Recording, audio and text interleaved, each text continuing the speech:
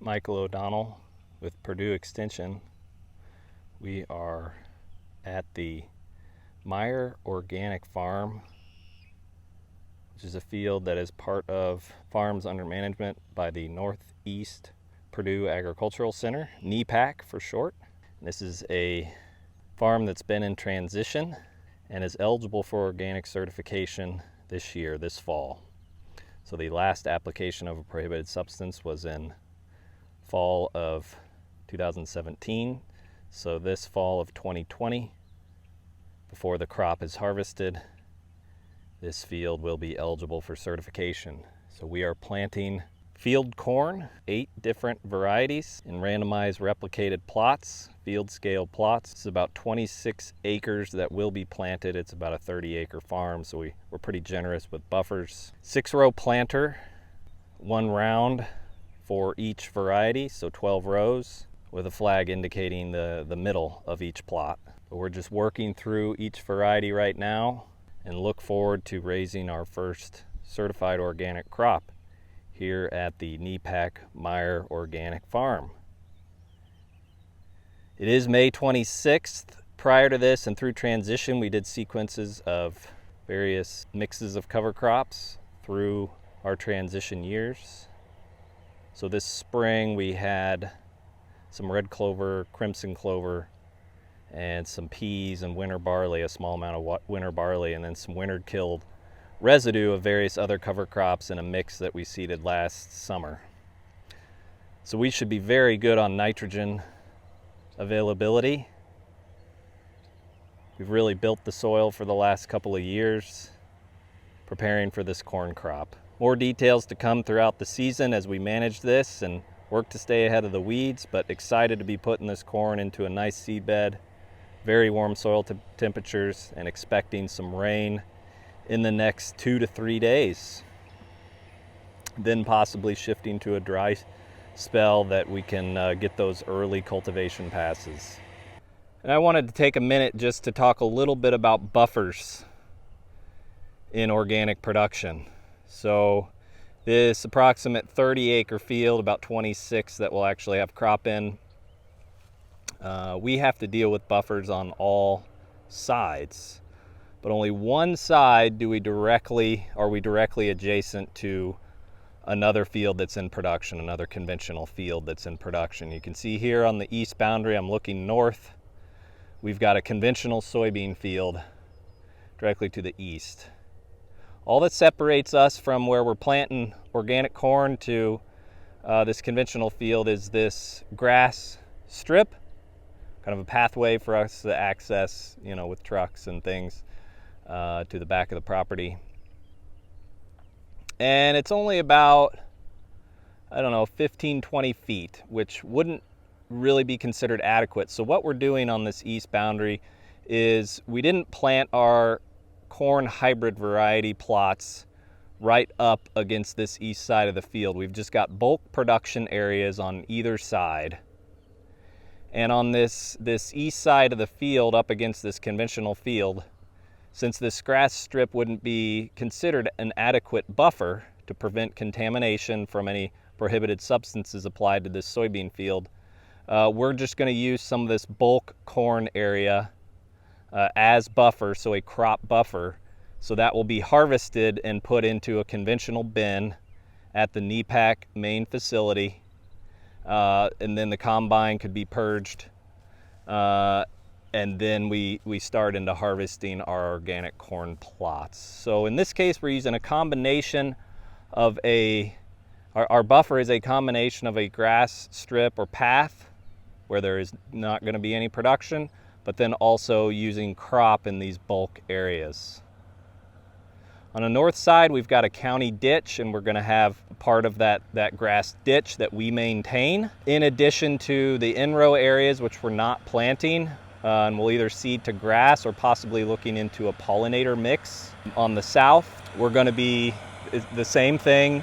The in-rows will not be planted to corn. We'll either plant it to grass. There's already a portion of grass. Then a county road, and then more grass before we reach another conventional field. On the west side, very similar thing. We just have a large area planted to grass. So dealing with our buffers in different ways. And we'll see how they evolve in future years as we work through this with our certifier. Michael O'Donnell here with Purdue Extension. It is June 12th, 2020. We're at the Northeast Purdue Agricultural Center at the Myer Organic Farm. The Myer Organic Farm is about a 30-acre farm that's been in transition to organic certification since Purdue acquired the property in 2018. We were able to get some transition time from the prior land manager, the prior tenant of this farm, and it'll be eligible for certification before this corn crop is harvested this fall. So this is our first organic crop that we're raising at NEPAC, and we're comparing 8 different organic corn hybrids. Just keeping it simple this year.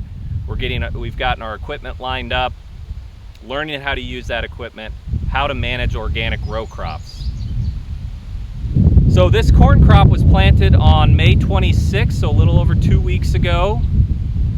And we've been able to get in, and we haven't had excessive rain.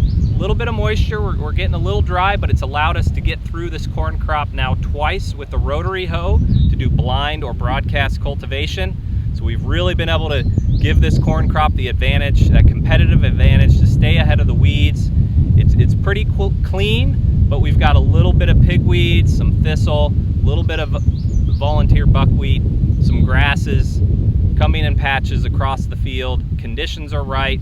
So today, again, June 12th, we're coming through with a row cultivator, our first pass with a row cultivator. We are using a Henniker 6000 high residue cultivator. It's a single sweep, 6-row, 30-inch cultivator. And the conditions couldn't be more perfect, and the fine texture with the sand content of the soil is allowing that soil to flow nicely over the cultivator sweeps and into the corn row just slightly, trying to get some of those weeds in row. We can't get too aggressive. As you can see, this corn's fairly small. It varies across the field from about V4 to V5, so we have to be careful with this, not go too aggressive so that we don't bury too much corn. So we want to take a look at what this operation looks like, how the soil is flowing, and how this Henniker high residue cultivator is doing for us to take out weeds and keep this field clean.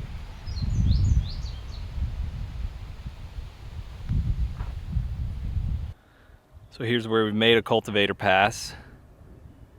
You can see how fluffy this soil is, this fine textured sand content in this soil.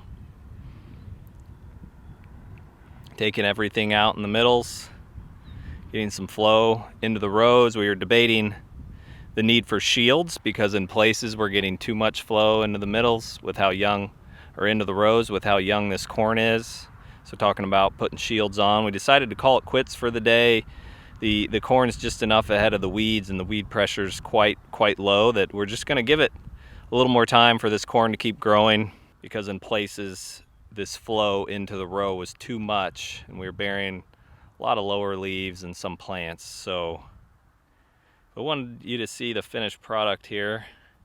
We'll step across to an uncultivated area. And you can see just the limited weed pressure. There's some giant rag coming here. There's some volunteer buckwheat from a previous year cover crop mix. There is some water hemp, some pigweed. Not much grass at all. So quite clean, so you can see why we're not really in a rush to be out here running the cultivator. But we took several rounds, played with adjustments a little bit. We'll probably be back in this field in 4 or 5 days. Michael O'Donnell with Purdue Extension. It's July 8th. We are at the Northeast Purdue Ag Center, the Myer Organic Farm. This is the research farm for organic field crop research that is in its first year, eligible for organic certification. And wanted to take a look at this corn crop, see how it's progressing. So we're probably 6-7 weeks after planting. You can see we have a beautiful corn crop here, nice green color. Good weed control. There are no weeds above the canopy, and generally as we walk the field we see 0 weeds between the rows and very low number of weeds in the row. The primary weeds that we're seeing in row is some volunteer buckwheat from previous year cover crop, and a little bit of water hemp, and a few giant ragweeds, and that's about it. So pretty happy with how this crop is looking. And we're doing some drone imagery to identify problem areas in this field. There is some streaking, probably from misapplications with spreading manure in this field. And then we can probably identify where some of the drainage issues are. But since we've been somewhat dry since planting, we're not really seeing a lot of issues from the poor drainage areas of the field. But very happy with how this first year organic crop is going at the Northeast Purdue Ag Center, and look forward to seeing how this progresses through the season and gets through to harvest.